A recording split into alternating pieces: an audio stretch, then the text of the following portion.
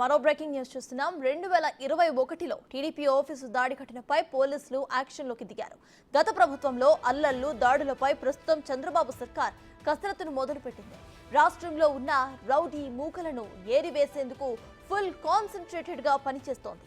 అధికారంలో లేనప్పుడు తమ కార్యాలయాలు, కార్యకర్తలు, నాయకులపై చేసిన దాడులపై చర్యలు తీసుకునేందుకు అన్ని సిద్ధం చేసుకుంటోంది.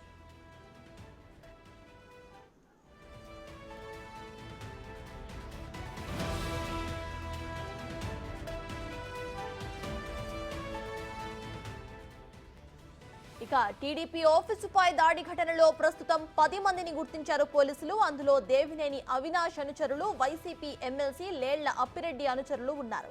అవినాష్ ప్రోద్బలంతోనే ఆయన అనుచరులు దాడి చేశారని టీడీపీ ఫిర్యాదులో పేర్కొంది. దాడి చేసిన వారందరినీ కూడా అదుపులోకి తీసుకొని విచారిస్తే అవినాష్ పేరు చెప్పే అవకాశం ఉన్నట్లుగా పోలీసులు భావిస్తున్నారు.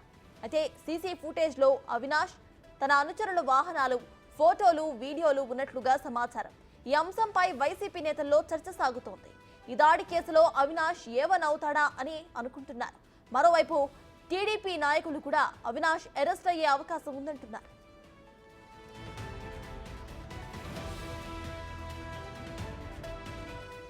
అధికారంలో లేనప్పుడు వైసీపీ అరాచకం సృష్టించిందని ఆరోపణలు చేస్తున్నారు. వైసీపీ అరాచకాల్లో చాలానే ఉన్నాయంటున్నారు. టీడీపీ కార్యాలయాలను ధ్వంసం చేయటం, టీడీపీకి సంబంధించిన నాయకులపై దాడులు వంటివి చాలానే ఉన్నాయని ఆరోపణలు చేస్తున్నారు. ఇక అప్పట్లో జరిగిన దాడులు, ఆఫీసుల ధ్వంసంపై కూటమి సర్కార్ తనదైన శైలిలో చర్యలు తీసుకునేందుకు సిద్ధమైంది.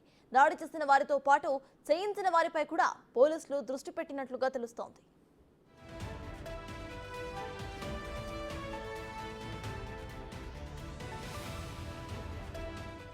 బెజవాడలో 2021లో టీడీపీ కార్యాలయంపై వైసీపీ నేత దేవినేని అవినాష్ మిత్ర బృందం ఉన్నట్లు ఆధారాలు సేకరించారు పోలీసులు. మరిన్ని ఆధారాలు సేకరించే పనిలో పోలీసులు నిమగ్నమయ్యారు.